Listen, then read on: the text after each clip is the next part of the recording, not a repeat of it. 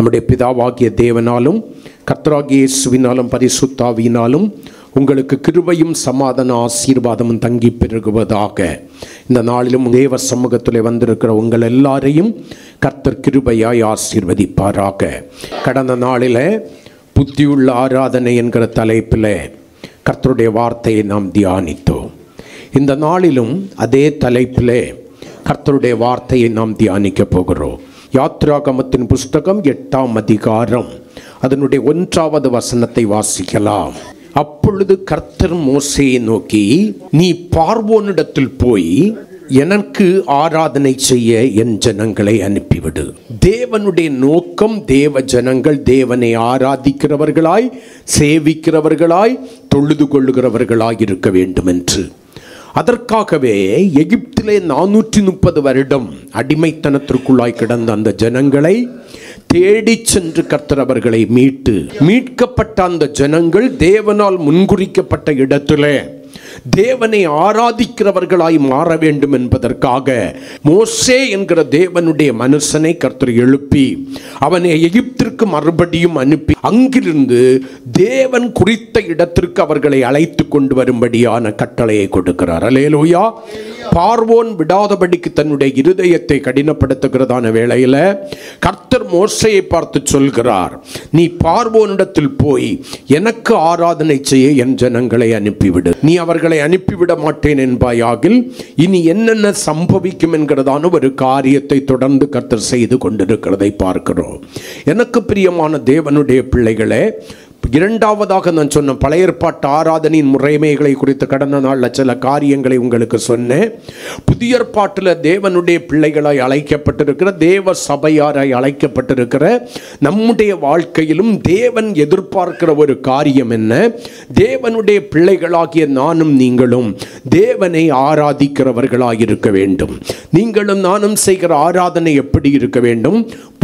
உள்ள ஆராதனையாய், ஞானம் நிறைந்த ஆராதனையாய், அறிவுபூர்வமான ஆராதனையாய் இருக்க வேண்டும். அந்த ஆராதனையை தான் தேவன் விரும்புகிறார். அந்த ஆராதனையின் சுகந்த வாசனையை முகர்ந்து கர்த்தர் அங்கே நம்மை ஆசீர்வதிக்கிறார் என்று சொல்லி சில காரியங்களை உங்களோடு கூட பகிர்ந்து கொண்டேன். ரோமருக்கு எழுதின நிருபம் 12ஆம் அதிகாரம் 1வது வசனத்தை வாசிக்கலாம். இப்படி இருக்க சகோதரரே, நீங்கள் உங்கள் சரீரங்களை பரிசுத்தமும் தேவனுக்கு பிரியமுமான ஜீவ பலியாய் ஒப்பு கொடுக்க வேண்டும் என்று தேவனுடைய இரக்கங்களை முன்னிட்டு உங்களை வேண்டிக் கொள்கிறேன். இதுவே நீங்கள் செய்யத்தக்க புத்தி உள்ள ஆராதனை. இப்படி இருக்க சகோதரரே, நீங்கள் உங்கள் சரீரங்களை பரிசுத்தமும் தேவனுக்கு பிரியமான ஜீவ பலியாய் ஒப்பு கொடுக்க வேண்டும் என்று தேவனுடைய இரக்கங்களை முன்னிட்டு உங்களை வேண்டிக் கொள்கிறேன். ஏன் வேண்டிக் கொள்கிறேன்? அப்படி நீங்கள் உங்கள் சரீரங்களை பரிசுத்தமும் தேவனுக்கு பிரியமான ஜீவ பலியாய் ஒப்பு கொடுக்கிறதான வேளையில், அதாவது நீங்கள் கிறிஸ்துவுக்குள்ளாய் வாழுகிறவர்களாய் மாறுகிறதான வேளையில் தான் கர்த்தர் விரும்புகிறதான ஒரு புத்தி உள்ள ஆராதனை, அவரால் அங்கீகரிக்கப்படுகிறதான ஒரு ஆராதனை, அவருடைய சமூகத்திலிருந்து ஆசீர்வாதங்களை கொண்டு வருகிறதான ஆராதனை. அல்லேலூயா. அவருடைய இருதயத்தை மகிழச் செய்கிறதான ஒரு ஆராதனை செய்ய முடிகிறவர்களாய் நானும் நீங்களும் மாறுவோம் என்று சொல்லி, அல்லேலூயா. அந்த புத்தி உள்ள ஆராதனை செய்வதற்கு நம்முடைய சரீரங்களை தேவனுக்கு பரிசுத்தமும் அவர் விரும்புகிறதான ஜீவ பலியுமாய் ஒப்பு கொடுக்க வேண்டும் என்று சொல்லி கடந்த நாட்களிலே சொல்லிவிட்டு, நம்முடைய சரீரங்களை பரிசுத்தமும் தேவனுக்கு பிரியமான ஜீவ பலியாய் ஒப்பு கொடுக்க வேண்டும் என்று சொன்னாரே, நம்முடைய சரீரங்களிலே எந்த பகுதிகள் எதுவாய் ஒப்பு கொடுக்கப்பட வேண்டும் என்று சொல்லி ஏசாயா தீர்க்க தரிசன புஸ்தகம் 33ஆம் அதிகாரத்தை திருப்பிக் கொள்வோம்.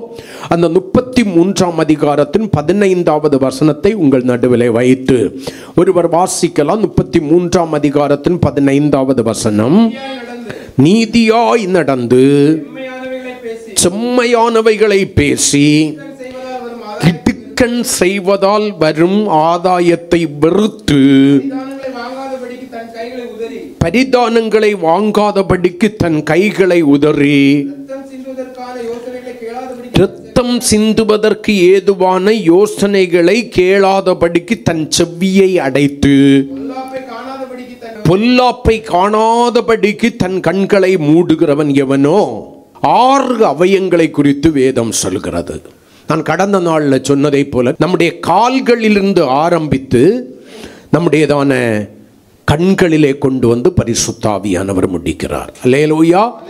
எப்போதுமே நம்ம மேலே இருந்து கீழே போய் தான் பழக்கம். ஆனால் கர்த்தருடைய ஆவியானவர் ரிவர்ஸ்ல வருகிறார். கால்களிலிருந்து ஆரம்பித்ததான் ஆண்டவர் நம்முடைய கண்களிலே கொண்டு வந்து முடிக்கிறார்.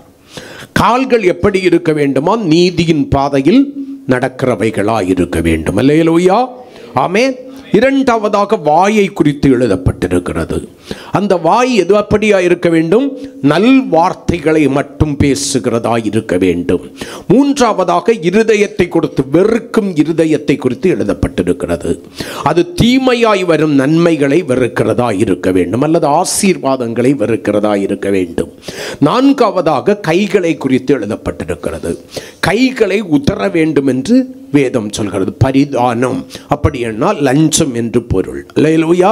நீங்கள் நினைக்கலாம் அரசு துறையிலே வேலை பார்க்கிறவர்கள் மட்டும்தான் லஞ்சம் வாங்குறாங்க. அல்லேலூயா.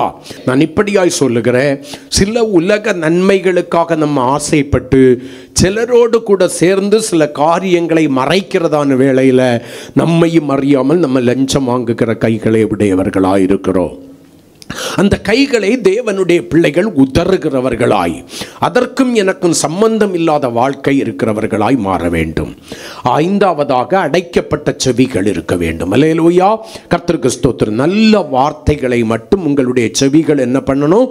கேட்கிற விருத்த சேதனம் நிறைந்த செவிகளாய் மாற வேண்டும். நல்லதல்லாத நம்முடைய ஆத்துமாவுக்கு கேடு உண்டாக்குகிற, நம்மை கரைப்படுத்துகிற வார்த்தைகளை கேட்கிறதான செவிகளாய், குண்டணிகளை கேட்கிறதாய், கோள்களை கேட்கிறதாய், பொய்யான காரியங்களை கேட்டு ரசிக்கிறதாய், பெருமையான வார்த்தைகளை கேட்டு நம்ம மகிழுகிறதான செவிகள் நமக்கு இருக்கக்கூடாது. நல்ல வார்த்தைகளை மட்டும் கேட்கிற விருத்த சேதனம் நிறைந்த செவிகளாய் நம்முடைய செவிகள் மாற வேண்டும். ஆறாவதாக கண்கள் எண்ணப்பட வேண்டுமா? மூடப்பட்ட கண்களாய் இருக்க வேண்டும். அல்லேலூயா. தீமையானவைகளை பார்க்காதபடிக்கு, அல்லேலூயா, நாமும் தீமைக்குட்பட்டவர்களாய் மாறிவிடாதபடிக்கு நன்மையானவைகளை மட்டும், நலமாய் தோன்றுகிறவைகளை மட்டும் பார்க்கிற கண்களுடையவர்களாய், இப்படிப்பட்டதான காரியங்கள் உடையவர்கள் தான் யாராயிருக்கிறார்கள்? தங்களுடையதான சரீரங்களை பரிசுத்தமும் தேவனுக்கு பிரியவுமான ஜீவ பலியாய் ஒப்பு கொடுத்து தேவன் விரும்புகிற புத்தி உள்ள ஆராதனை செய்கிறவர்களாய் இருக்கிறார்கள் என்று சொல்லி கடந்த நாளிலே ஒரே ஒரு காரியத்தை உங்கள் முன் வைத்தேன். கால்களை குறித்து மட்டும். ஆமீன் சொல்லுங்களேன். அல்லேலூயா. இன்னைக்கு இந்த மீதி உள்ள 5 காரியம் முடியுமான்னா எனக்கு தெரியாது. எத்தனை காரியங்களை உங்களோடு கூட சொல்ல முடியுமோ அத்தனை காரியங்களையும் ரத்தின சுருக்கமாக சொல்லி ஜெபித்து முடிக்கும்படி வாஞ்சிக்கிறேன். ஜெபத்தோடு கூட இருங்கள். கர்த்தர் நம்மோடு கூட பேசுவாராக. அல்லேலூயா. மறுபடியும் அந்த 15ஆம் வசனத்தை வாசிப்போம். நீதியாய் நடந்து செம்மையானவைகளை பேசுகிற வாயாயிருக்க வேண்டும். அல்லேலூயா. அப்ப நீதியின் பாதையில் நடக்கிறதான கால்களை உடைய மனிதனுடைய, அல்லது ஜீவ பலியாக தன்னுடைய சரீரத்தை பரிசுத்தமும் தேவனுக்கு பிரியவுமான ஜீவ பலியாக ஒப்பு கொடுத்து தேவனுக்கென்று புத்தி உள்ள ஆராதனை செய்யும்படி தன்னுடைய வாழ்க்கையை அர்ப்பணித்து தேவனை ஆராதிக்கிற தேவனுடைய பிள்ளைகளுடையதான வாழ்க்கையானது எப்படி இருக்க வேண்டும்? அவர்களுடைய கால்களோடு கூட நின்று விடவில்லை. அல்லேலூயா. என்னுடைய கால்கள் நீதியின் பாதையிலே நடக்கிறது என்பதோடு கூட நீங்கள் உங்களுடைய வாழ்க்கையை விட்டு விடக்கூடாது. ஆனால் இரண்டாவதாக வேதம் ஒரு காரியத்தை நமக்கு சொல்லுகிறது. மெய்யாகவே தேவனுக்கு புத்தி உள்ள ஆராதனை செய்யும்படி நீங்கள் உங்களுடைய சரீரங்களை தேவனுக்கு பரிசுத்தமும் பிரியவுமான ஜீவ பலியாக ஒப்பு கொடுத்திருக்கிறது உண்மையானால் உங்களுடைய வாயின் பேச்சுகள் மிகவும் கவனமாயிருக்க வேண்டும். அந்த வாயின் பேச்சுகள் எப்படி இருக்க வேண்டுமா? செம்மையானவைகளை மட்டும் பேச வேண்டும். செம்மையான வார்த்தைகளை, நலமான வார்த்தைகளை, மற்றவர்களுக்கு பிரயோஜனம் உண்டாக்குகிறதான வார்த்தைகளை மட்டும் தேவ பிள்ளைகள் பேசுகிறவர்களாக இருக்க வேண்டும். நம்ம 2 பேரும் கூடி பேசுகிறதான பேச்சு, அந்த வார்த்தைகள் ஒருபோதும் நமக்கோ இன்னொருவருக்கோ தீமையை உண்டு பண்ணுகிறதான வார்த்தைகளாய் இருக்கக்கூடாது. மற்றவர்களுக்கு வேதனைகளை உண்டாக்குகிற வார்த்தைகளாய் இருக்கக்கூடாது. மற்றவர்களை குற்றவாளிகளாய் தீர்க்கிறதான வார்த்தைகளாய் இருக்கக்கூடாது. மற்றவர்களை துக்கப்படுத்துகிறதான வார்த்தைகளாய் இருக்கக்கூடாது. அப்ப வார்த்தைகள் துக்கமே படுத்தக்கூடாதுன்னு சொன்னா துக்கப்படுத்தும். அவர்கள் மனம் திரும்புதலுக்கு ஏதுவாக அவர்களோடு கூட நேரடியாக நீங்கள் பேசி அவர்களுடைய காரியங்களை உங்ககிட்ட இந்த தவறு இருக்கிறது, பரிசுத்த ஆவியானவர் எங்கிட்ட சொல்றாரு, இந்த தவறை விட்டு நீங்கள் மனம் திரும்புங்கள் என்று சொல்லி அவர்களோடு கூட பேசுகிற வார்த்தைகளாக இருக்கணும். அது செவ்வையான வார்த்தைகள். ஆமென் சொல்லுங்களேன். மாறாக ஒருவருக்கு கெடுதல் உண்டாக்குகிற, ஒருவருடைய வாழ்க்கைக்கு வேதனை உண்டாக்குகிற, குடும்பங்களிலே பிரச்சனைகளை உருவாக்குகிற, மற்றவர்களுடைய சமாதானத்தை கெடுக்குது போடுகிற, மற்றவர்களை கிறிஸ்துவை விட்டு தூரமாக்குகிற எந்த வார்த்தைகளையும், தூஷண வார்த்தைகளானாலும் சரி, குற்றம் சாட்டுகிற வார்த்தைகளானாலும் சரி, எந்த ஒரு வார்த்தையும், கோள் சொல்லுகிற வார்த்தைகளானாலும் சரி, குண்டனி சொல்லுகிற வார்த்தைகளானாலும் சரி, தேவனுடைய பிள்ளைகளுடைய வாழ்க்கையிலிருந்து வெளிப்படக்கூடாது.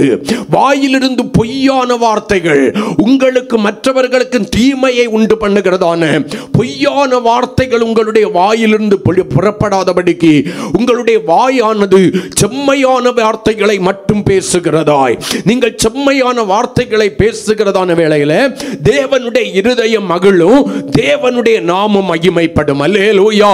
சத்தமா சொல்லுங்களேன். நானும் நீங்களும் ஒரு காரியத்தை தெளிவாய் புரிந்து கொள்ள வேண்டும். வேதம் சொல்கிறது சொற்களின் மிகுதியினால் பாவம் இல்லாமற் போகாது என்று சொல்லி. அல்லேலூயா. சொற்களின் மிகுதியினால் பாவம் இல்லாமற் போகாது. அப்ப அந்த சொற்களின் மிகுதி என்றால் என்ன? செம்மையானவைகளை பேசாதபடி, அலமல்லாத காரியங்களை பேசுகிற பேச்சுதான் சொற்களின் மிகுதி. ஆமென். வேதம் நம்மை இப்படியா எச்சரிக்கிறது. உங்களுடைய வார்த்தைகள் எப்படி இருக்க வேண்டுமா? சுருக்கமாய் இருப்பதாக என்று சொல்லி, நீங்க 10 வார்த்தையில பேசி முடிக்க வேண்டிய ஒரு காரியத்தை மிகவும் சுருக்கமாக 3 வார்த்தையில பேசி முடிக்கணும்.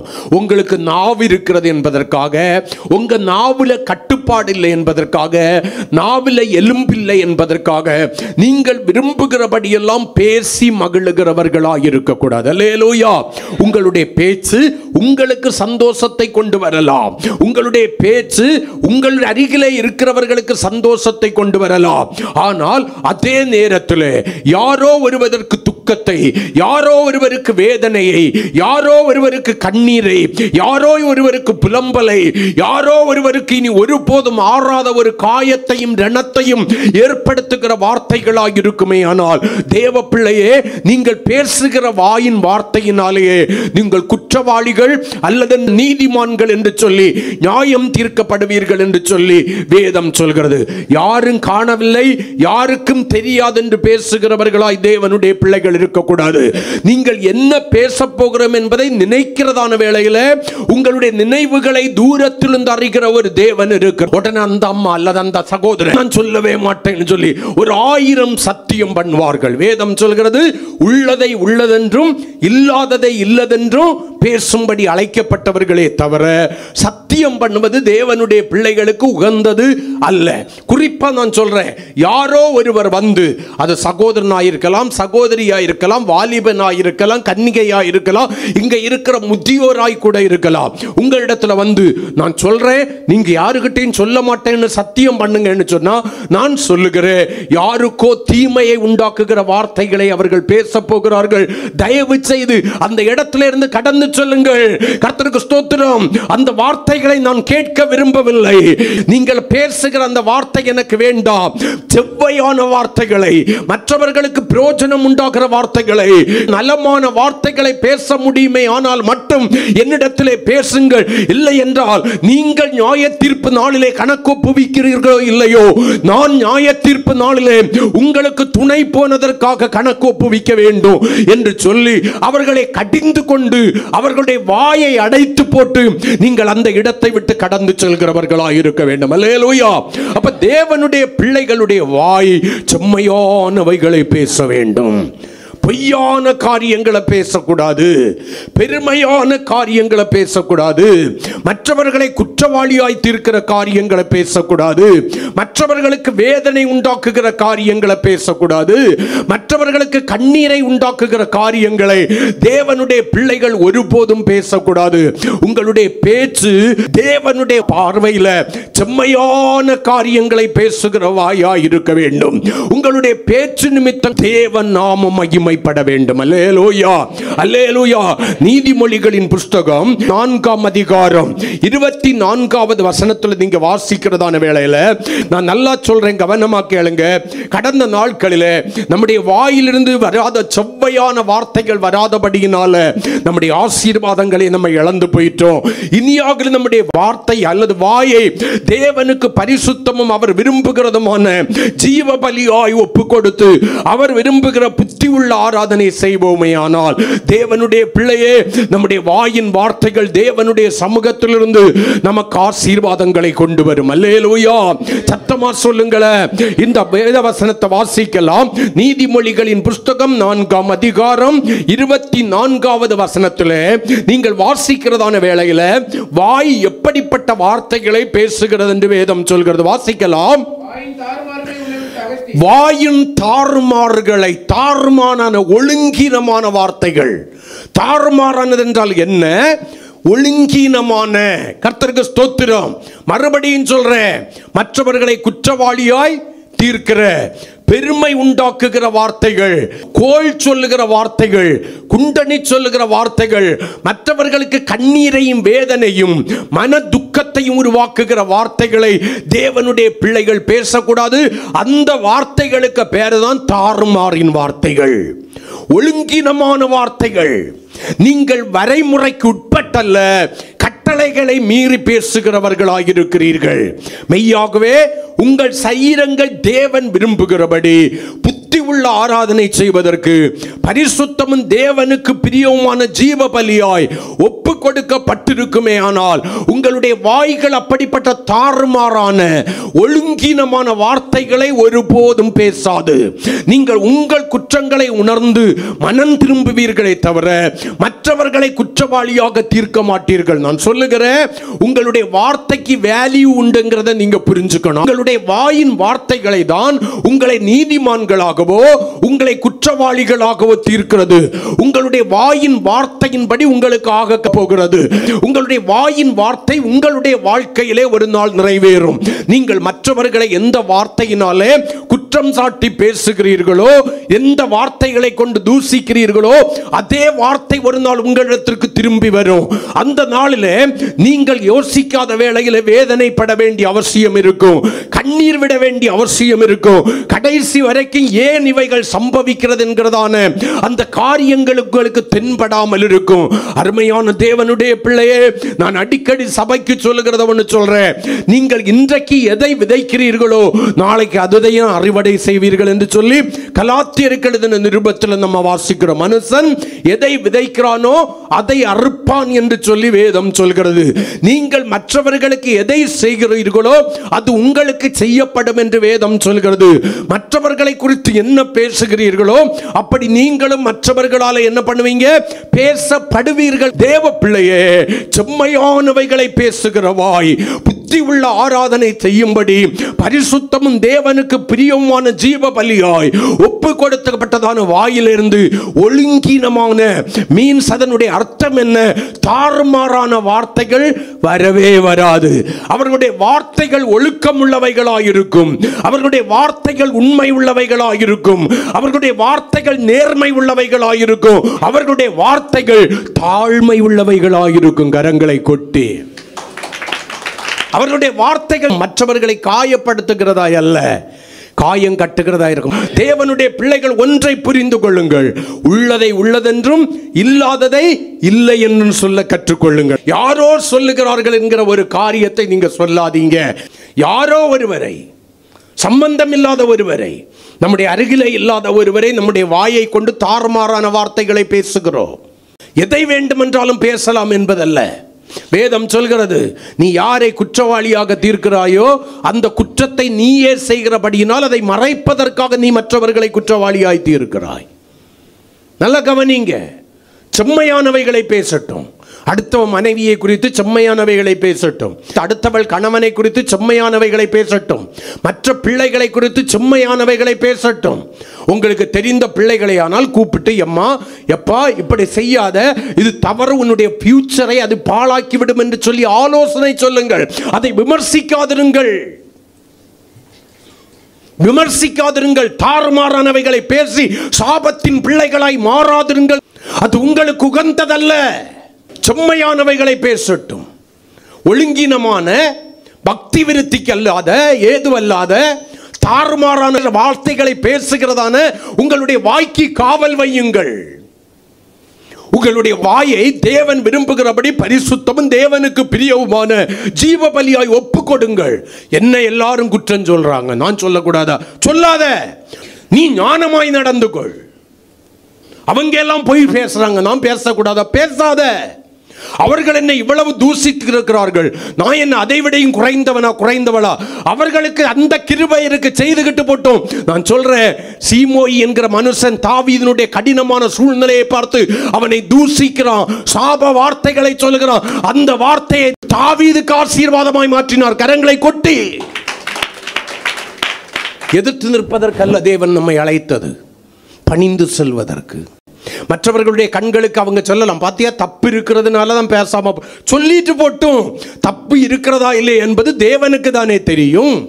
மற்ற பிள்ளைகளை குறித்து துணிகரமாய் பேசுகிற உங்களுடைய வாழ்க்கையில உங்களுடைய பிள்ளைகளை குறித்து என்ன பேசுகிறார்கள் என்று சொல்லி என்னைக்காவது நீங்க யோசித்ததுண்டா?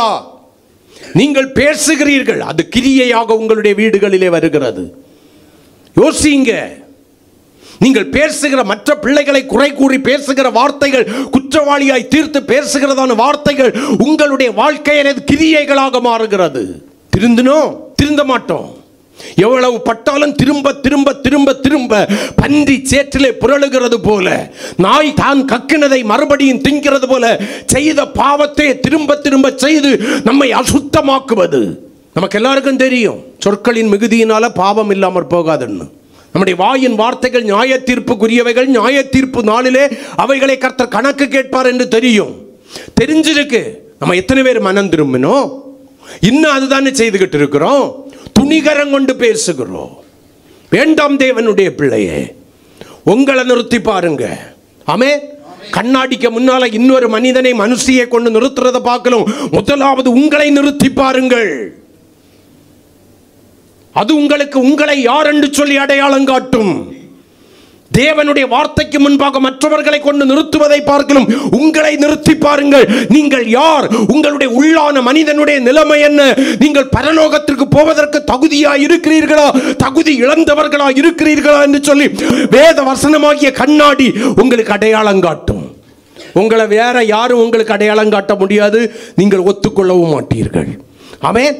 உங்களை அடையாளம் காட்டுகிற, சரியாய் பிரதிபலிக்கிற ஒரு கண்ணாடியாக்கும் வேத வசனம் என்று வேதம் சொல்லுகிறது. நான் தாழ்ந்து தாழ்ந்து போற, மேல மேல ஏறாங்க. யாரட்டும், எவ்வளவு உயரத்தில் ஏறினானோ ஒரு நாளைக்கு அவன் கீழே விழுவான். நீ சரியா நிப்ப. அவன் யாருனானு நீ யாருன்னு நான் சொல்லவா? ரெண்டு பேரும் சேர்ந்து கீழே விழுவீங்க. இயேசு சொன்னார், மற்றவர்கள் உங்களுக்கு என்ன செய்ய வேண்டும் என்று நினைக்கிறீர்களோ அதை நீங்கள் மற்றவர்களுக்கு செய்யுங்கள். வாயின் தாறுமாறுகளை அகற்றுங்கள். ஆமே. அந்த தாறுமாறுகளை அகற்றிவிட்டு தேவன் விரும்புகிற பரிசுத்தமும் தேவனுக்கு பிரியமான ஜீவ பலியாய் உங்களுடைய வாயை ஒப்பு கொடுங்கள். அப்பதான் நீங்க புத்தி உள்ள ஆராதனை செய்கிறவர்களாய் மாறுவீர்கள். வாய் ஒருவரை சபிக்கிறது, அதே வாய் கொண்டு தேவனை துதிக்கிறீர்கள். சாத்தியமா என்று சொல்லி யாக்கோபு நம்மை பார்த்து கேள்வி கேட்கிறார். வாயினால் ஒருவர் சபிக்கிறீர்கள், அதே வாயினாலே தேவனை துதிக்கிறீர்கள். எப்படி சாத்தியம்? நடக்கிற காரியமா? இல்லை. ஜாக்கிரதை தேவனுடைய பிள்ளையே. எவ்வளவோ தடவை கர்த்தர் பரிசுத்த ஆவியானவர் சபையில் பேசிட்டாரு. மனம் திரும்புதல் உருவாகட்டும். இனி யாரையும் குறித்து நலமல்லாத எந்த வார்த்தைகளையும் நான் பேச மாட்டேன். நான் சகோதரிகளை மட்டும் சொல்லவில்லை, சம்பந்தமே இல்லாதவங்கிட்ட போய் சம்பந்தமே இல்லாதவனை குறித்து பேசுகிற சகோதரர்களை குறித்து பேசுகிறேன். சம்பந்தமே இல்லாதவங்கிட்ட போய் சம்பந்தமே இல்லாதவனை குறித்து, அவனுக்கு யாருன்னே தெரியாது, அவனை குறித்து நீங்க அவங்கிட்ட பேசுறீங்க. எதற்கு? டைம் பாஸா? கர்த்தர் உங்களை குறித்து டைம் பாஸ் பண்ண விரும்பினாருன்னா உங்க நிலைமை எதுவா மாறும் தெரியுமா? எதுவா மாறும் தெரியுமா? இதுவல்ல டைம் பாஸ். அல்லேலூயா. டைம் போகலையா? வேதத்தை எடுத்து வாசி, தேவ சமூகத்தில் உட்கார்ந்து தேவ சமூகத்தில் ஜெபி, கர்த்தருக்கு ஸ்தோத்திரம், கர்த்தரை உறுதியாய் பற்றிக்கொள். டைம் போகும். உலகத்தான் இருக்கிறபடி அழைக்கப்பட்டவர்கள் அல்ல நீங்க. சிலதுக்கு காத்துலையும் ஒன்று இருக்காது, கழுத்துலையும் ஒன்று இருக்காது, வாய் மட்டும் மனமே திரும்பி இருக்காது. அதே பொய், அதே பெருமை, அதே குற்றவாளி ஆய்த்து இருக்கிறது. எதுக்கு? அதே மாய்மாலம். வேண்டாமே, தேவன் நியாயத்திலே கொண்டு வந்து விடுவார் தானே. வேண்டாம், மனம் திரும்புவோம். இன்னைக்கு நமக்குள்ளால ஒரு திரும்புதல் வரட்டும். ஃபர்ஸ்ட் கொஞ்ச நேரமே தான் சொன்னீங்க காயம் உண்டாகும்படி பேசக்கூடாதுன்னு. எனக்கு காயம் வருது. உன்கிட்ட அந்த தப்பு இருக்கிறதுனால காயம் வருது. உங்ககிட்ட அந்த தப்பு இல்லைன்னா எப்படி காயம் உருவாகும்? குத்துச்சா எதிர்த்து நிற்காத, தாழ்த்தி உன்னுடைய தவறுகளை உணர்ந்து மனம் திரும்ப பார். உனக்கு கிடைத்த இந்த நாளிலாகிலும் உன்னுடைய சமாதானத்திற்கேற்றவைகளை தேடினாயானால் உனக்கு நலமாயிருக்கும். உன்னுடைய வாயின் வார்த்தைகள் உனக்கு ஆசீர்வாதத்தையும் கொண்டு வரலாம், சாபத்தையும் கொண்டு வரலாம். உன்னுடைய வாயின் வார்த்தைகளினாலே நீ எவைகளை பெற்றுக்கொள்ள போகிறாய்? உன்னுடைய வாயின் வார்த்தைகள் ஜீவனும் சமாதானமும் ஆயிருக்க வேண்டும். அது மரணமும் கலக்கமும் ஆயிருக்கக்கூடாது. நான் கேட்குறேன், நீங்கள் உண்மையாய் தேவனை ஆராதிக்கிறவர்களே ஆனால் சம்பந்தம் இல்லாத விரோதங்களை குறித்து நீங்கள் பேசி பாருங்க, குற்றவாளியாக தீர்த்து பாருங்க, பேசி பாருங்க. கர்த்தருக்கு ஸ்தோத்திரம். அடுத்த நிமிஷத்துலேருந்து உங்களுக்குள்ளால கலக்கங்களும் குழப்பங்களும் சமாதான கேடுகளும் வரலைன்னா உங்களால் ஜெபிக்க முடியாது. பொய் சொல்லி பாருங்க. மீரியாம் பேசினா குஷ்டரோகியாய் மாறிவிட்டாள். அவளுக்கு வெளிப்படையான குஷ்டரோகம் அடையாளம் கண்டுகிட்டாங்க. ஆனால் நமக்கு எத்தனை பேருக்கு உள்ளுக்குள்ளால குஷ்டம் ஏறி முற்றி போய் கிடக்கு. குஷ்டம் ஏறி உள்ளால முற்றி போயிருக்கு. யாருடைய கரத்திலிருந்து வாங்கி திங்கிறீங்களே அவனையே திரும்பி அடிக்கிறீங்க, வார்த்தைகளினால் அடிக்கிறீங்க, இல்லாதவைகளை பேசி அடிக்கிறீங்க. ஜாக்கிரதை சபையே. தேவன் பார்த்து கொண்டிருக்க மாட்டார். தேவன் பார்த்து கொண்டிருக்க மாட்டார். தேவன் என்னைக்கு உன் மேல கிருபையா இருப்பாருன்னு நினைச்சிடாத. தேவன் என்னைக்கு உங்ககிட்ட தயவா இருப்பாருன்னு நினைச்சிடாத. தேவன் என்னைக்கு உங்ககிட்ட இரக்கமுடையவரா இருப்பாருன்னு நினைச்சிடாதீங்க. உனக்கு கொடுக்கப்பட்ட கிருபையின் நாட்கள் முடிகிறதான வேளையில் தேவன் உனக்கு விரோதமாய் எழும்புவார். ஜாக்கிரதை. வேண்டாம், மனம் திரும்பிடுவோம். யார் என்ன வேணும்னா சொல்லட்டும். உங்க வாயின் வார்த்தையில என்ன இருக்கக்கூடாது? தாறுமாறு ஒழுங்கினம் இருக்கக்கூடாது. ஆமே. இன்னைக்கும் ஒரு காரியம்தான் முடியும்னு நினைக்கிறேன்.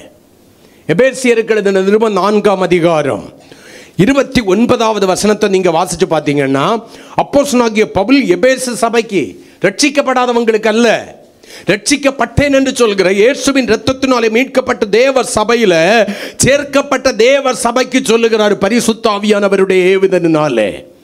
29வது வசனத்தை வாசிங்க.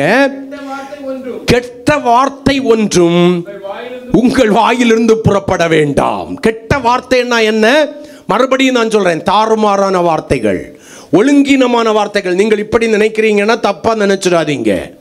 அதாவது ஒரு குறிப்பிட்ட அவயத்துக்கு பேரை சொல்லி பேசுகிறது மட்டும்தான் கெட்ட வார்த்தைன்னு நினைச்சிடாதீங்க. நீங்கள் கெட்ட வார்த்தை என்று பேசுகிற சில வார்த்தைகள் வேதத்திலே இருக்கிறது. ஆனா இது பரிசுத்த வேதாகமம். நீங்க இதுதான் கெட்ட வார்த்தைன்னு நினைச்சிடாதீங்க. ஆனால் நான் இப்படி சொல்கிறேன், மற்றவர்களுடைய சமாதானத்தை கெடுக்கிற, மற்றவர்களுக்கு வேதனை உண்டாக்குகிற, மற்றவர்களுக்கு கண்ணீரை உண்டாக்குகிற, மற்றவர்களுடைய குடும்பங்களிலே பிரச்சனையை உருவாக்குகிற எந்த வார்த்தைகளாக இருந்தாலும் அது கெட்ட வார்த்தைகள். நலமல்லாத வார்த்தைகள் எல்லாம் கெட்ட வார்த்தைகள். கெட்ட வார்த்தைகள் ஒன்றும். அப்ப இனி இது இப்படி நினைச்சிடக்கூடாது. அப்ப அவயங்களை குறித்து பேசுறதுல ஒன்றும் தப்பு கிடையாதா பாஸ்டர்னு? ஜாக்கிரதை. கிழிச்சிருவாரு. மனுஷன் கிழிச்சான்னா என்ன பண்ணிடலாம்? தச்சிடலாம். அவர் கிழிச்சிட்டான்னா கடைசி வரைக்கும் தொங்கிட்டு தான் கிடக்கும். ஜாக்கிரதை. பேசலாமான்னு கேட்டுறாதீங்க. பர்சன் நான் ரொம்ப எல்லாம் பேச மாட்டேன். எப்போது உச்சிக்கு ஏறும்போது 2 வார்த்தை, ஏன் ஒரு வார்த்தை போதும், ஏன் நீ பேசவே வேண்டாம், நினைச்சாலே போதும். எம்மா நீ நினைச்சா போதும், ஒரு வார்த்தை. அல்லேலூயா. ரொம்ப கிலோமீட்டர் கணக்கில் எல்லாம் நீ பேச வேண்டாம். வாசிக்கலாம். நல்ல கவனிங்க. கெட்ட வார்த்தை ஒன்று உங்கள் வாயிலிருந்து பேச வேண்டான்னு கூட சொல்லல, புறப்பட வேண்டான்னு சொல்லிட்டு பக்தி விருத்திக்கு, மற்றவர்களுடைய பக்தி விருத்திக்கு, இந்த ஜீவனுக்கும் இனி வரப்போகிற ஜீவனுக்கும் ஏதுவாயிருக்கிற தேவ பக்தி விருத்தி அடைவதற்கு உனக்குள்ளால இருந்து வெளிப்படுகிறதான வார்த்தை, நீ தேவனிடத்தில் வைத்திருக்கிற தேவ பக்தியை விருத்தி அடைய செய்ய வேண்டும். மற்றவர்கள் கேட்கிறவர்களுடைய தேவ பக்தியை விருத்தி அடைய செய்ய வேண்டும். பக்தி விருத்திக்கு ஏதுவான அந்த வார்த்தைக்கு பேர் என்னது? நல்ல வார்த்தை. அப்ப பக்தி விருத்திக்கு ஏதுவல்லாத வார்த்தை கெட்ட வார்த்தை. புரியுது தானே உங்களுக்கு? பக்தி விருத்திக்கு ஏதுவல்லாத வார்த்தை கெட்ட வார்த்தை. மற்றவர்களுடைய பக்தியையும் பேசுகிறவனுடைய பக்தியையும் விருத்தி அடைய செய்கிற, பெருக செய்கிற, வளர்ச்சி அடைய செய்கிற வார்த்தைகளுக்கு பேரு நல்ல வார்த்தை. அது ஒழுங்கீனமான வார்த்தை அல்ல. இப்ப என்னுடைய வார்த்தை உங்களுடைய பக்தியை விருத்தி அடைய செய்கிறதுனா அது நல்ல வார்த்தை. உங்களுடைய வார்த்தைகள் என்னுடையதான பக்தியை விருத்தி அடைய செய்கிறது என்றால் நான் ஏற்றுக்கொள்கிறேன், அது நல்ல வார்த்தை. அதே வார்த்தைகள் என்னை துக்கப்படுத்துகிறதாய், வேதனைப்படுத்துகிறதாய், கண்ணீர் சிந்த வைக்கிறதா இருந்தால் அதுக்கு பேரு கெட்ட வார்த்தை. பக்தி விருத்திக்கு ஏதுவான நல்ல வார்த்தைகள் உண்டானால், ப்ளீஸ் அண்டர்ஸ்டாண்ட், அந்த வார்த்தை ரொம்ப முக்கியம். எந்த வார்த்தை?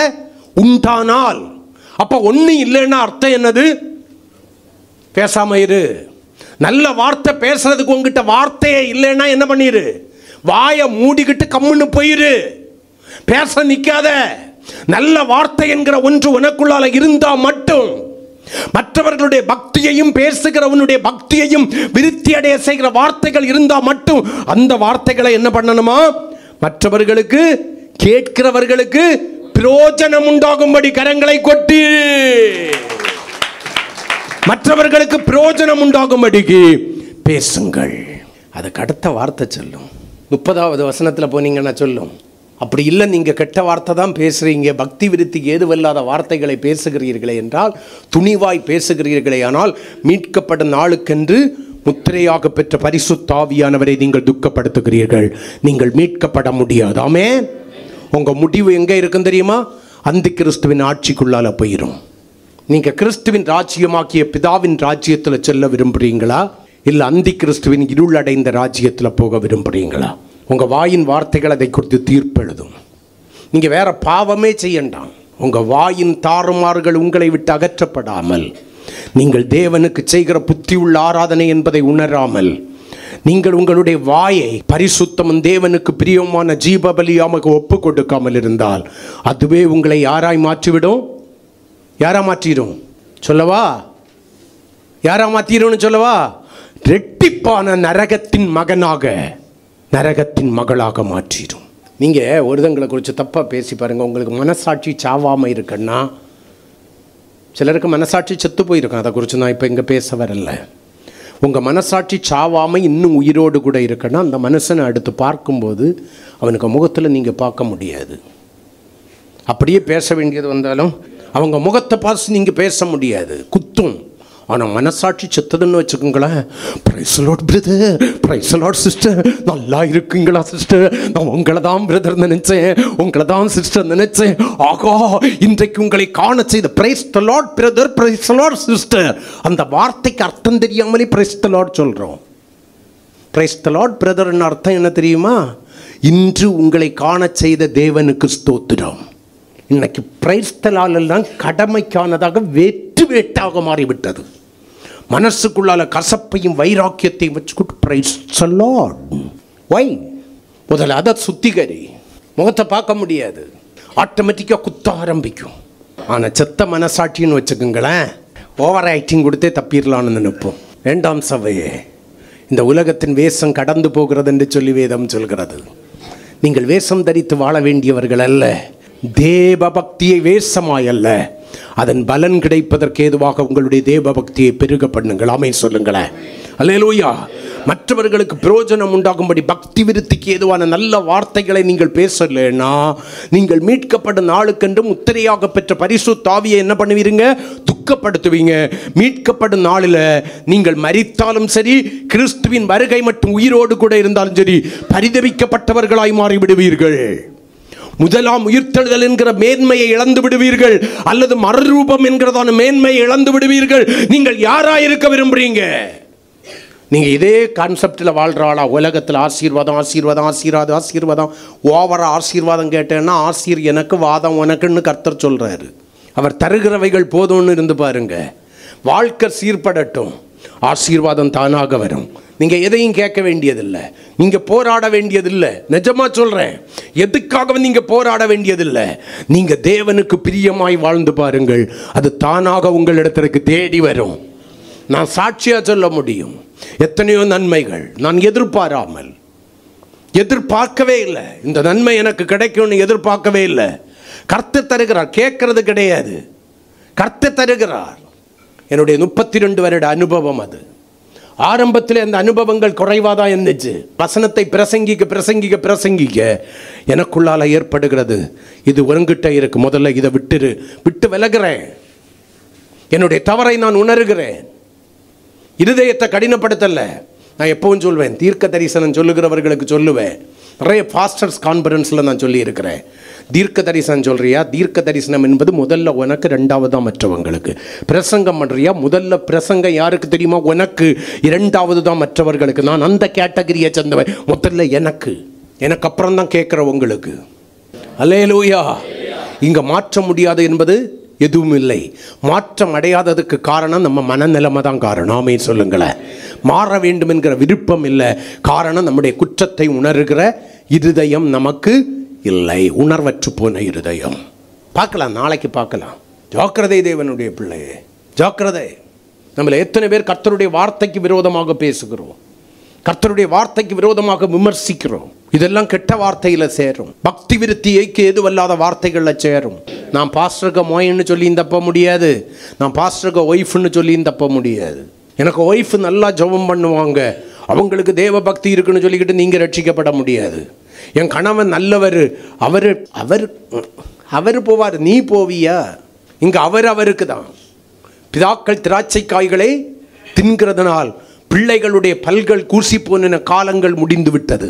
இப்போ யார் உப்பை திங்கிறானோ அவன் தண்ணியை குடிக்கணும், யார் திராட்சை காயை திங்கிறானோ அவனுக்கு பல்லு மட்டும்தான் கூசும். கரங்களை கொட்டி. சங்கீதம் 19:14 தாவீது தேவனை பார்த்து ஒரு ஜெபம் ஜெபிப்பார். வாசிக்கலாம். என் கண்மலையும் என் மீட்பெருமாகிய கர்த்தாவே. அல்லேலூயா.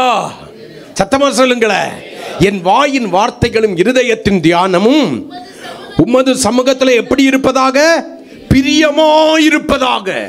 என் வாயின் வார்த்தையும் இருதயத்தின் தியானமும் தேவனுடைய சமூகத்தில் பிரியமா இருக்கணும்னா என்னுடைய வாய் புத்தி உள்ள ஆராதனை செய்யும்படி தேவனுக்கு பிரியமும் பரிசுத்தமான ஜீவ பலியாய் ஒப்பு கொடுக்கப்பட்டதான வாயாயிருக்கணும். கரங்களை கொட்டி.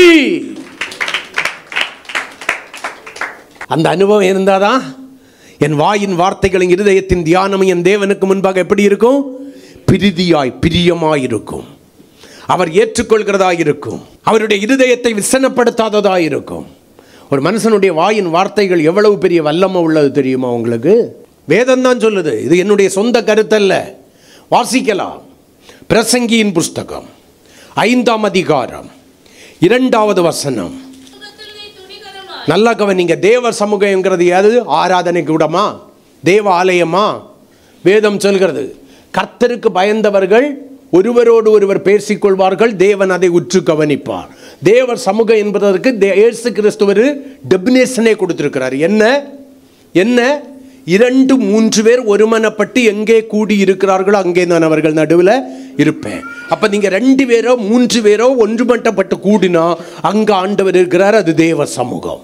அப்ப தேவனுடைய சமூகம் என்பது தேவ சபை மட்டுமல்ல. 2க்கு மேற்பட்டவர்கள் ஒன்று சேருகிற இடம் தேவ சமூகம். அவருடைய நாமத்தினாலே நீ தேவ சமூகத்தில்,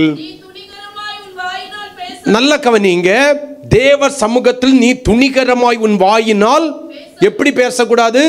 துணிகரமாய், இருமாப்படைந்து, யாருக்கும் தெரியாது பேசக்கூடாது. கேட்கிறவர் ஒருவர் இருக்கிறார். பேசிக்கிட்டு நீ எல்லாத்தையும் போய் சொல்லு. நீங்கள் சொல்றீங்களோ இல்லையோ, அவர் போட்டு கொடுக்கறதுல பெரிய ஆளாகும். யாரு? மோசையை குறித்து மீரியாமும் ஆரோனும் பேசினது யாருக்கு தெரியாது? மோசைக்கு தெரியவே செய்யாது. போய் போட்டு கொடுத்துட்டாரே, அழகா போய் போட்டு கொடுத்துட்டாரு. அவனை வர சொல்லு. ஆண்டவர் போட்டு கொடுக்கறதெல்லாம் தனித்தனியா எல்லாம் போட்டு கொடுக்க மாட்டார், கூட வச்சுக்கிட்டே போட்டு கொடுத்துருவாரு. மீரியாமையும் ஆரோனையும் வர சொல்லி தேவ சமூகத்தில் நிறுத்தி மோசையை நிறுத்தி கேட்கிறாரு, உங்களுக்கு பயம் இல்லாமற் போனது என்ன? துணிகரமாய் நீங்கள் பேசின காரணம் என்ன? தேவ பிள்ளைகள் துணிகரமாய் பேசக்கூடாது. உலகத்தான் பேசுறது போல பேசாமலும் மனம் பதறி ஒரு வார்த்தையும் சொல்லக்கூடாது. ஐயோ அறிவீனமா எல்லாம் சொல்லிக்கிட்டு கூட வச்சு போட்டு கொடுக்கிறாரு. பேசுவதற்கு உங்களுக்கு பயம் இல்லாமற் போனது என்ன? மீரியம் குஷ்டரோகி ஏன் ஆனா? மோசேக்கு விரோதமாய் துணிகரம் கொண்டு பேசின பேச்சு அவளை குஷ்டரோகியாய் மாற்றிற்று. பாளையத்திற்கு புறம்பே கிடக்கிறாள். இவர் சாதாரணமானவள் அல்ல, ஜனங்களுக்கு முன் சென்ற தீர்க்கதரிசி, ஜனங்களுக்கு முன் சென்று தேவனை ஆராதிக்கிற, ஆராதனை நடத்துகிற ஒரு ஆராதனை வீராங்கனை. ஊற்று தண்ணீரே பொங்கி பொங்கி வான்னு சொல்லி பாடினவ இப்ப எங்க கிடக்கிறா? குஷ்டரோகிய பாளையத்திற்கு புறம்பே கிடக்கிறா, தனித்து விடப்பட்டிருக்கிறாள். காரணம் அந்த வார்த்தை, துணிகரமான வார்த்தை. வேதம் சொல்லுது மறுபடியும், நீ தேவ சமூகத்தில் நீ துணிகரமாய் உன் வாயினால் பேசாமலும் மனம் பதறி அவசரப்பட்டு நிதானமின்றி ஒரு வார்த்தையும் சொல்லாமலும் இரு. தேவன் வானத்தில் இருக்கிறார், நீ பூமியில் இருக்கிறாய். ஆதலால் உன் வார்த்தை துணிகரமின்றி மன பதற்றமின்றி சுருக்கமாயிருப்பதாக. அப்ப சுருங்கல்ல இன்னும் நீளமா போச்சோன்னா அதே அதிகாரத்தில் இருக்கு. 6வது வசனம் வாசிக்கலாம். நீ துணிகரம் கொண்டு மனம் பதறி பேசுகிற ஆளாயிருந்தால் உன்னுடைய மாம்சம், அதாவது உன்னுடைய சரீரம் பாவத்திற்குள்ளாகிறது. கரங்களை கொட்டி நீ பரிசுத்தத்தை இழந்து போகிறாய். அல்லேலூயா. வேதம் சொல்றது, உன் மாம்சத்தை பாவத்திற்குள்ளாக உன்னுடைய வாய்க்கு இடம் கொடுக்காத மீரியாமை போல. அது புத்தி பிசகினால் அறிவீனமாய் செய்தது. ஞானம் இல்லாம பேசிட்டேன், அறிவில்லாம பேசிட்டேன் என்று தூதனுக்கு முன்னால என்ன பண்ணிராத, சொல்லிராத. அப்படியே இருங்க கொஞ்சம். ஆண்டவர் சொல்ல வர்றது உங்களுக்கு எத்தனை பேருக்கு புரியுதுன்னு தெரியல. எவ்வளவு அழகா சொல்றாரு பாருங்க. உன் மாமிசத்தை பாவத்திற்குள்ளாக்க உன்னுடைய வாய்க்கு இடம் கொடாத, அது புத்தி பிசகினால் செய்தது என்று தூதனுக்கு முன் சொல்லாத. சிலர் அவங்க புத்தியும் கெட்டு அடுத்தவங்களுக்கு புத்தியும் கெடுத்துருவாங்க. தான் பொய் சொல்லி நாசமா போட்டோம். பிள்ளைகளுக்கும் பொய் சொல்றதுக்கு அழகா, கேட்டா நீ இப்படிதான் சொல்லணும், யாராவது கேட்டா நீ இப்படிதான் சொல்லணும், யாராவது கேட்டா நீ இப்படிதான் சொல்லணும். நீ கெட்டு குட்டிச்சுவரா ஆயிட்ட, ஏன் அந்த பிள்ளைகளை கெடுக்கிற? உங்க அப்பா வந்து கேட்பாரு, நீ இப்படிதான் சொல்லணும். உங்க அம்மா வந்து கேட்பா, இப்படிதான் சொல்லணும், இல்லைன்னா ஆடுவா. அவன் ஆடுறத நீ பார்க்காம வேற யாரையா பார்க்கறது? பாரு, உனக்கு அந்த ஆடுற பாக்கியம் பார்க்குற கிருபை கிடைச்சிருக்கு, பார்த்துட்டு போ. அவன் உங்ககிட்ட ஆடாம யாருக்கிட்ட போய் ஆடுவா? நீ ஒழுங்கா இருந்து பாரு, ஆடுவாளா? புத்தி பிசகினால் அறிவீனமால் ஞானம் இல்லாமல் செய்ததென்று யாருக்கு முன்னால சொல்லாத, தூதனுக்கு முன்னால சொல்லாத. தூதர்கள் எப்பொழுதும் எங்க போயிட்டு வந்துட்டு இருக்காங்க? தேவ சமூகத்திற்கு செல்லுகிறவர்களும் வருகிறவர்களுமா இருக்கிறார்கள். இங்க இருக்கிற எல்லாருக்கு பக்கத்திலையும் ஒரு தேவதூதன் உண்டு, தெரியுமா? அவரவர்களுக்கு நியமிக்கப்பட்ட ஒரு தேவதூதன் உண்டு. அந்த தேவதூதன் தான் உங்களை பாதங்கள் கல்லில் இடராதபடிக்கு பாதுகாக்கிறவனாய் இருக்கிறாமே. உங்களுடைய ஜெபங்களை தேவ சமூகத்திலே கொண்டு செல்கிறவனாய் இருக்கிறாமே. சொல்லுங்க. பணிவிடை நாவிகள் என்று சொல்லி வேதம் சொல்லுகிறது. அந்த தூதனுக்கு முன்னால சொல்லாத. அவன் உடனே என்ன பண்ணுவானா, இவன் கொண்டு போய் எங்க கொடுத்துருவான்? இந்த வார்த்தையை தேவன் கிட்ட கொண்டு போயிடுவான். சோன்சோவை குறித்து இப்படி சொன்னதை நான் கேட்டேன், நீ எங்க நின்ன? நான் பக்கத்தில் தான் நின்னேன். அப்படியா? ஆண்டவர் இப்ப கிரியை செய்ய ஆரம்பிக்கிறார். வாசிக்கலாம். தேவன் உன் வார்த்தைகளினாலே கோபம் கொண்டு. உன் மேல என்ன வருதான் ஆண்டவருக்கு? இரக்கம் இல்லை, கோபம். கோபம் வேற எதனால வருதோ இல்லையோ, என்னுடைய வாயின் வார்த்தைகளினாலே நான் தேவனுடைய கோபத்திற்கு ஆளாகி போகிறேன், என்னுடைய குடும்பம் ஆளாகி போகிறது. வாசிக்கலாம். புரியுது உங்களுக்கு? ஏதாவது ஐயா, தாறுமாறான உங்களுடைய வார்த்தைகள் தேவ கோபாக்கினைக்கு உங்களை ஆளாக்குகிறது. அந்த தேவ கோபம் உங்களுடைய கையின் கிரியைகளை அழித்து போடுகிறது, உங்களுடைய ஆசீர்வாதங்களை அழித்து போடுகிறது, உங்களுடைய ஆசீர்வாதங்களை சாபமாய் மாற்றுகிறது. இந்த உண்மை உங்களில் எத்தனை பேருக்கு தெரியும்? வியர்வை சிந்தி இரவும் பகலும் கஷ்டப்பட்டு சம்பாதிப்பீங்க, அதன் பலனை எவனோ ஒருவன் தின்று கொண்டு போவான். நீங்கள் சாப்பிட முடியாது. டாக்டர் திங்கிறான், எவனோ ஒருவன் திங்கிறான், கூட இருக்கிறவையெல்லாம் தின்னுட்டு போவான். நமக்கு திங்க கிடைக்காது. நம்ம குடும்பத்திற்கு நமக்கு அந்த ஆசீர்வாதமாக இருக்காது. வட்டிக்காரன் தின்று போவான். நல்லா யோசிங்க. ஒரு வார்த்தை தேவனை கோபக்காரராய் மாற்றி என்னுடைய கையின் கிரியைகளை எல்லாம் என்ன பண்ணுகிறது? அழித்து போடுகிறது, அழித்து போடுகிறது. எவ்வளவுதான் வருமானம் வந்தாலும் சில பிரச்சனையிலிருந்து நாம் மூழ முடியவில்லை. இவ்வளவு வந்தா தப்பிடலான்னு நினைக்கிறேன். அது வந்தாச்சுன்னா பிரச்சனை கூடுதே தவிர குறையல்ல. இன்னும் ஆழத்துக்குள்ளால இறங்கிக்கிட்டு இருக்கிற. ஏன்? திரும்பி பாருங்கள். நான் கஷ்டப்பட்டு உண்டாக்குனதெல்லாம் என்கிட்ட இருந்திருக்குமென்னா நான் இன்னைக்கு எப்படியே இருந்திருப்பேன். ஏன் உங்ககிட்ட இல்லை? வாயின் வார்த்தைகள் தேவனை கோபமுடையவராய் மாற்றி என் கையின் கிரியைகளை எல்லாம் அழித்து போட்டது. வெறும் காலும் வாயும் தான் ஏன் முடிஞ்சிருக்கு, இன்னும் இருக்கு. இயேசுவின் வருகை வெகு சீக்கிரம். தேவராஜ்யமாகிய கிறிஸ்துவின் ராஜ்யத்தில் பிரவேசிக்கும் பாக்கியமுடையவனாய் உடையவளாய் மாறுவதற்கு தேவன் விரும்புகிற புத்தி உள்ள ஆராதனை செய்து அவரை மகிமைப்படுத்துவதற்கு, அவரை மகிழச் செய்வதற்கு ஏதுவாக வாலிபனே, கன்னிகையே, ஸ்ரீயோரே, பெரியோரே, முதியோரே, அன்பு சகோதரனே, சகோதரி, உங்களை பார்த்து ஒரு கேள்வி கேட்கிறேன். உங்கள் வாயின் வார்த்தைகளும் இருதயத்தின் தியானமும் பிரியமானதாக, தேவ பார்வையில் அவரை கோபம் ஊட்டாததாக, அவரை மகிழச் செய்கிறதாக இருக்கிறதா? இல்லை பரிசுத்த ஆவியானவரை துக்கப்படுத்தி நீங்கள் உங்கள் கணவனே பேசுங்க, உங்கள் மனைவியே பேசுங்க, உங்கள் அப்பனே பேசுங்க. யாரை பேசுகிறீர்கள் என்பது முக்கியமல்ல, யாரை பேசினாலும் தேவன் கணக்கில் எடுப்பார். சிம்பிளாக சொல்கிறேன், மோசே உயிரோடு கூட இருக்கிறதுக்கு யார் காரணம்? மீரியாம். அந்த மீரியாமாக்கு அக்கா, மீரியாம்ங்கிறது மோசையினுடைய அக்கா. அந்த அக்கா பேசிய கர்த்தர் கணக்கில் எடுத்துக்கிட்டாரு. பொறுத்து கொள்ள மாட்டார். நீ கணவனை குறித்து பேசலாம், மனைவியை குறித்து பேசலாம், பெற்றோரை குறித்து பேசலாம், எனக்கு உரிமை இருக்கு, நான் பேசுகிறேன். வேண்டாம். கையின் பிரயாசங்களை தக்க வைத்துக்கொள். நீ கடினப்பட்டு உழைக்கிறவைகள் உனக்கு ஆசீர்வாதமாய் மாறட்டும். அவைகள் உன்னுடைய கரங்களிலே தங்கட்டும். அது உனக்கும் உன்னுடையதான சன்னதிகளுக்கும் கிறிஸ்துவின் வருகை மட்டும் ஆசீர்வாதமாய் இருக்கட்டுமே. கரங்களிலே ஒப்பு கொடுத்து உன்னுடைய வாயின் தாறுமாறுகளை அகற்றி சாபம் உண்டாக்குகிற, தேவ கோபத்திற்கு பங்காளியாய் மாற்றுகிற அந்த வாயில வார்த்தைகள் தாறுமாறாய் இல்லாதபடிக்கு, துணிகரமாய் பேசாதபடிக்கு, மனம் பதறி பேசாதபடிக்கு, ஹல்லேலூயா, செம்மையானவைகளை பேசுகிற வாய்க்கு நம்முடைய வாழ்க்கையை ஒப்பு கொடுப்போம். எல்லாரும் கண்களை மூடி, ஆண்டவர் இந்த பகல் காலத்தில் உங்கள் நடுவில் உலாவி கொண்டிருக்கிறார். என் அன்பு சகோதரனே, சகோதரியே, நீங்கள் தேவனுக்கென்று புத்தி உள்ள ஆராதனை செய்யும்படி அழைக்கப்பட்டவர்கள். நீங்கள் புத்தி உள்ள ஆராதனை செய்கிறது உண்மையானால், ஹல்லேலூயா, ஹல்லேலூயா, உங்கள் சரீரங்களை தேவனுக்கு பரிசுத்தமும் பிரியவுமான ஜீவ பலியாய் ஒப்பு கொடுக்க வேண்டும். ஜீவ பலியாய் ஒப்பு கொடுக்கப்பட்டதான உங்களுடைய சரீரத்தின் அவயங்களாகிய கால்கள் நீதியின் பாதையிலே நடக்கிறதா இருக்க வேண்டும். அவர் தம்முடைய நாமத்தின் நிமித்தம் உங்களை நீதியின் பாதையிலே நடத்துகிறார் என்று சொல்லி வேதம் சொல்கிறது. அந்த நீதியின் பாதையிலே ஜீவன் உண்டு, மரணம் இல்லை என்று சொல்லி வேதம் சொல்கிறது. ஹல்லேலூயா. நீதிக்கு புறம்பான அநீதியான பாதைகளிலே உங்களுடைய கால்கள் நடக்கக்கூடாது. நீதியின் பாதையிலே நடக்க வேண்டும் உங்களுடைய கால்கள். ஹல்லேலூயா. இரண்டாவதாக இன்றைக்கு வாயை குறித்து கர்த்தர் பேசினார். உங்களுடைய வாய் செம்மையானவைகளை, தேவனுடைய இருதயத்தை மகிழச் செய்கிற காரியங்களை பேச வேண்டும். உங்களுக்கு ஆசீர்வாதங்களை கொண்டு வருகிற, உங்களுக்கு நன்மைகளை கொண்டு வருகிற, உங்கள் பக்தியையும் மற்றவர்களுடைய பக்தியையும் விருத்தி அடைய செய்கிற நல்ல வார்த்தைகளை பேசுகிற வாலிபனாய், கன்னிகைகளாய், சிறியோராய், பெரியோராய், முதியோராய், என் அன்பு சகோதரனே, சகோதரியே, வாலிப மகனே, மகளே, கடந்து போ.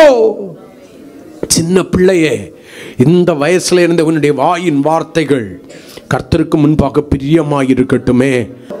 உன்னுடைய வாய் ஹல்லேலூயா மீறாதபடிக்கு காவல் வைப்பாயா? சிறு பிள்ளையே, உன்னுடைய வாய் மீறாதபடிக்கு கர்த்தருக்கு ஸ்தோத்திரம். வாலிபனே, கன்னிகை, உங்களுடைய வாய் மீறாதபடி. அன்பு சகோதர, சகோதரி, உங்களுடைய வாய் மீறாதபடி. தகப்பனே, தாயே, உங்களுடைய வாய் மீறாதபடிக்கு துணிகரமாய் மனம் பதறி பேசி தேவ கோபாக்கனைக்கு ஆளாகி கையின் பிரயாசங்களை அழித்து போடுகிறவர்களாய் அல்ல, ஆசீர்வாதமாய் மாற்றுகிறவர்களாய். ஆமென். உங்களுடைய வாயின் வார்த்தைகளின் நிமித்தம், அந்த உண்மையின் நிமித்தம், அந்த தாழ்மையின் நிமித்தம், அந்த சகிப்புத்தன்மையின் நிமித்தம், ஹல்லேலூயா, கர்த்தர் உங்களை ஆசீர்வதிக்கணும். நீங்கள் பெருமையானவைகளை பேசக்கூடாது. பேச்சுன்னு போயிட்டேன்னா நிறைய காரியங்கள் இருக்கிறது. எப்படியெல்லாம் பேசக்கூடாதுன்னு இந்த பகல் காலத்தில் உன் கணவனாக இருக்கட்டும், உன் மனைவியாக இருக்கலாம், உனக்கு உரிமை இருக்கலாம். ஆனால் தயவு செய்து துணிகரமாக மனம் பதறி பேசாத. உன் பக்கத்தில் நியாயமே இருக்கட்டும். முதல்ல நம்ம குடும்பத்தில் இருந்து வருவோம். உன் தகப்பனாக இருக்கலாம், உன் தாயாக இருக்கலாம், பேசிடாத. உன் சகோதரனாக இருக்கலாம், உன் சகோதரியாக இருக்கலாம், மனம் பதறி தயவு செய்து ப்ளீஸ் ப்ளீஸ் ப்ளீஸ் பேசிடாதீங்க. உங்களோடு கூட தேவனை ஆராதிக்கிற கிறிஸ்துவின் சரீரத்தின் அவயங்களாக இருக்கலாம், தயவு செய்து பேசாதீங்க. உங்களுக்கு ஊழியம் செய்கிற கர்த்தருடைய ஊழியக்காரனாக இருக்கலாம், தயவு செய்து பேசாதீங்க. உங்கள் பேச்சு சுருக்கமாக இருக்கட்டும், பக்தி விருத்திக்குரியதாக இருக்கட்டும், பரிசுத்தம் உள்ளதாக இருக்கட்டும். மாம்சத்தை பாவத்துக்குள்ளாக உன் வாய்க்கு இனி இடம் கொடாதபடி, புத்தி பிசகினால் அதை செய்தேன் என்று சொல்லி பின்னால் வருத்தப்படாதபடிக்கு, எல்லாத்தையும் பேசிக்கிட்டு மன்னியும் ஆண்டவரேன்னு சொல்லி சொல்லாதபடிக்கு இன்னைக்கு மனம் திரும்புவோம். கர்த்தர் நம்மை ஆசீர்வதிக்கட்டுமே.